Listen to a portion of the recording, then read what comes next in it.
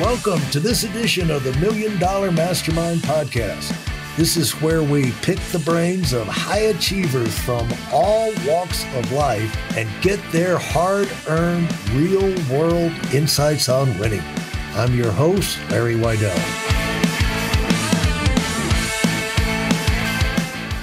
I'm kind of curious, have you found other entrepreneur marketing, because the networking events where you can go to see a lot of those people in a short period of time, business support groups of all time, like Dennis has, it's great to get it all clustered up in one spot. And so that's one convention that you go to. Any others in the United States or Europe that you find they're particularly valuable? Social media marketing was the biggest. I think at the peak, before we had the pandemic, it was probably up to 7,000 people. So at some point it becomes a little bit too much. Right. So then the other place where I have made the best connections are masterminds. So not about attending more and more conferences. There are many great conferences for online entrepreneurs or anyone who wants to be in entrepreneurship. But being in a program that you pay for, you make great connections. And typically these are 1-year programs, and the groups are anywhere from 10 to maybe 50 people. And so this is where I make deeper connections. Also I meet people that I can interview on my podcast, but also deeper connection, people you can call on to hop on a quick call and maybe, brainstorm a solution for your business. So just finding these masterminds, and there are many of those. And before you go to maybe a high-end or expensive mastermind, there are just online courses. So I attended B School with Mari Forleo in 2013. And I just heard recently that 70,000 people have gone through her online course from 2011 till date. And back in the days when I attended B School, there was a Facebook group. So if you bought the program, this was an 8-week online course, you went into a Facebook group and you met all these amazing people. And the Facebook group was, you were in the group for years. It was lifetime access. But at some point, it became too big because the group was huge. They closed the Facebook group. So the people who join her program today, they do not have this benefit any longer, I'm afraid. Yeah. And where did you find the mastermind program from going? I guess you found out from going to the social media marketing world, and you find out all of these opportunities. Actually more from, if I look back, I met so many great female entrepreneurs, mostly female entrepreneurs through, for instance, this Facebook group with Mari Forleo before she closed it down. It doesn't exist anymore. And from there, I'm Facebook friends with a lot of people. And when I was looking for my first mastermind, it was more like these random connections. Someone is in a mastermind. Oh, that sounds like a great mastermind. So people posting pictures of them being on a retreat with their mastermind group, that would alert me to a group that I wanted to be a part of. The first mastermind group I joined was actually someone who had sought my advice through Facebook. And then I realized, okay, I was coaching her and I knew that she had a mastermind, and we did a switch. This is very unusual that you have been clients of each other. And then I found another group through someone posting online about their group. And then you ask around, and there comes a point when you have a multiple 7-figure business, the air is thinner at the top. There is less masterminds for that level of business. And so, you ask around, you ask other people that are at similar revenue levels, and you ask them, where are they going for masterminding? And so what do you get from, other than the contacts, what are you getting from the mastermind group? Because I think a lot of business owners are looking for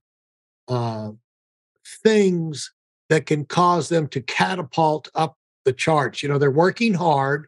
They got their education. They're doing well. They've got good reputation. but they're looking for ideas and contacts that would catapult them up the chart. And it's not everybody can put together a nice little package and get on Shark Tank and hook up with one of those people. But there's a lot of people in business wish that they had access to those kind of people, and they don't know how to get that, and they don't know what they would get in return. And so that's why I'm kind of pursuing this a little bit. Yeah. And I get it, because masterminds, it depends on the quality of the people in the group, how great the group is. And also a coach will attract a certain level of people. So you got to do your due diligence and ask around and see testimonials before you join blindly a mastermind group. And I've been fortunate enough that I am happy with all the masterminds I've joined so far. I've been running my own mastermind since 2015. And now I have a mastermind where people have to be making 250,000 annually, and I help them get to 1 million. I decided to stop at the 1 million mark. I will not throw them all out, but my sweet spot is 0 to 7 figures. And so I have 3 levels, and typically people will go, and move on from the first program to the next one to the top. And I think what happens in a mastermind, it's no longer about coaching. The coach is no longer the center of attention. They are a facilitator. They attract people, and they need to make sure that there are the right people in the group. So sometimes, even if someone fits the revenue level, and if they're not a perfect fit for the group, you have to say no. It cannot be about just like, oh, I can sell another spot. The group has to be the right group. And the right group can do amazing things for you. Like I attract people from different countries. So they're not just from United States or Germany. I also have people from Czech Republic and Sweden. So if people are looking for an international group, great, they are in the sweet spot with me. If people are looking, let's say, like you said, for connections, I want to move my business forward. I have a local business in California. They should look for a local mastermind in California. You have to know what you're looking for and make sure you ask around before you join a group. So that's why often the participants in the masterminds are really the advocates for other people to join or not join. How do you organize? I'm sure you can't be in. There's a limit at how many mastermind groups you can be in at once. And how much of a time commitment is that for them to get involved in these things? People are considering it. What kind of time commitment should they think about? Yeah. So there are groups that only meet online once a month. So, and that's great if you just are looking to get some basic help with your business. But if you really want to truly benefit from a mastermind group, they will have retreats. So in my high-end mastermind, I will have 4 retreats. So that's a big investment in terms of time. And people are typically not in another group. That being said, myself, I am in 2 mastermind groups. And then I'm in a 3rd program. So I'm in 3 groups. They do not all take a lot of commitment. So one group is about 4 hours every 6 weeks. Another group is 2 hours a month. And one group has retreats and the other ones don't. So all of it works out. And I'm looking for different things in different groups. But typically, you shouldn't necessarily be in too many groups. Some groups are just networking groups because they're too big. A true mastermind, I prefer my masterminds are not more than 12 people because I want the true connection.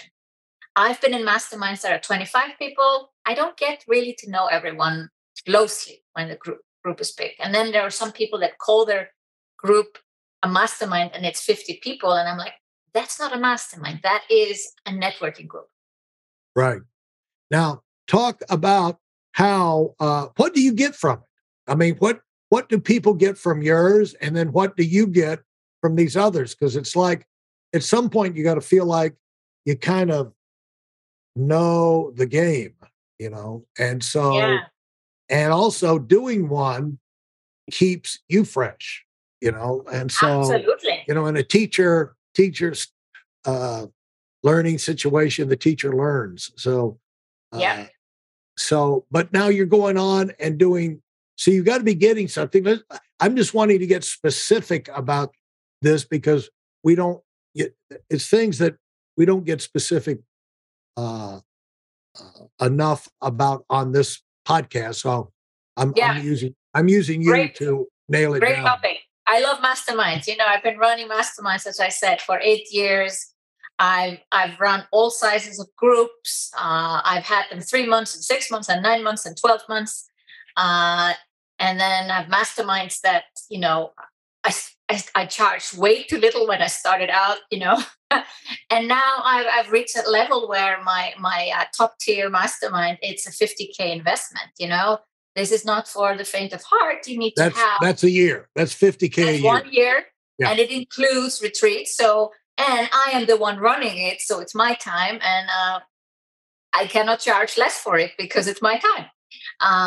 And that's 4 a year. That's 4 retreats a year, right? Yeah. Probably 2 or 3 days. Is that about right?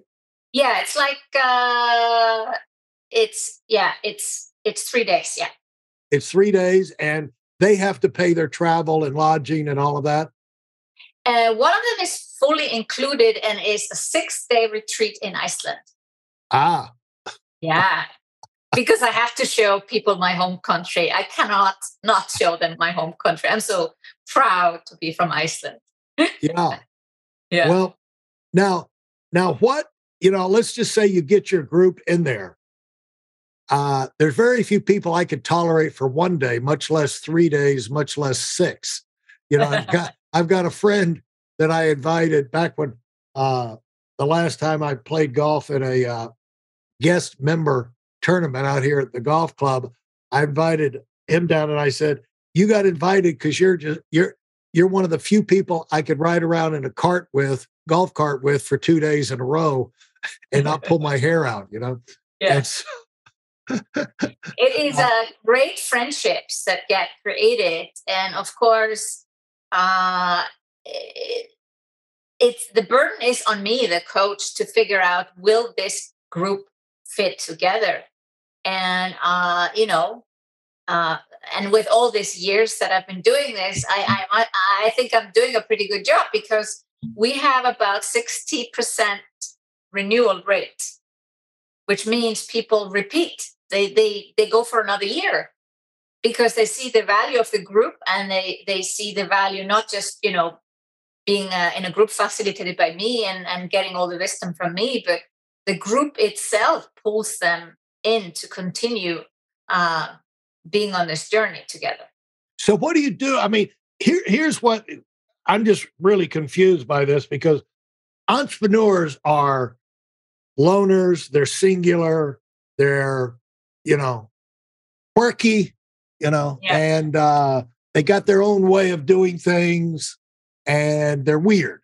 And so one thing is they've got a short attention span. In fact, I've my cousin, who's one of the smartest people who ever lived, said that an entrepreneur is always a little bit manic depressive, and usually a lot manic depressive, super excited, super depressed, and short attention span. And that allows you to kind of get to the point in a hurry, like this is going to work or not, well, we got to change this, and, easy to focus. And so when you get entrepreneurs in a group, it seems like they would be, to me, it just seems like I'd be going out of my mind. Like, to me, hell is the idea of going on a cruise. That's to me, an idea of hell is I'm on that boat, and what am I going to do? You know what I'm saying? I've got to, get all kind of activities. Yeah, but I'm stuck on the boat. And so I'd have to have a helicopter, Yeah. And so I know I'm not the only one. So you got a little bit of that going on. And, if you're a school teacher, hey, let's go to a retreat for 6 days, it's better than working. And back when I was running training centers for years, that the people who were there the earliest and enjoyed the meetings the most were the people who never worked. What I'm saying? Because they felt like, hey, I'm at the meeting in the office and this is working. It's like, no, this is not working. Yeah. Working is when you leave. Working is when you're prospecting in front of where you're doing something that could result in income, make a sale, move forward. And so how do you get gung-ho people like that and keep them entertained or interested to where, because, I've been to I've done 1 million retreats where after the first hour, you've got 100, 200 people in the room. Like after the first hour, everybody's buzzing and they can't wait to get home and go on the attack. They've heard ideas, but now they want to go. But I just can't get it in my mind where, you would go for, at first the other thing is I can't sit, for me to sit in a room and listen to somebody else talk is just, torture. Well, you're probably not the ideal client for I don't retreats. think. No. But I know so many. I know I work with $1 million earners, and people on the way to the million, and it's just the people like that. It just seems most of them are stir crazy, basically. They're on the attack. They've got ideas. As soon as they hear, the kind of person.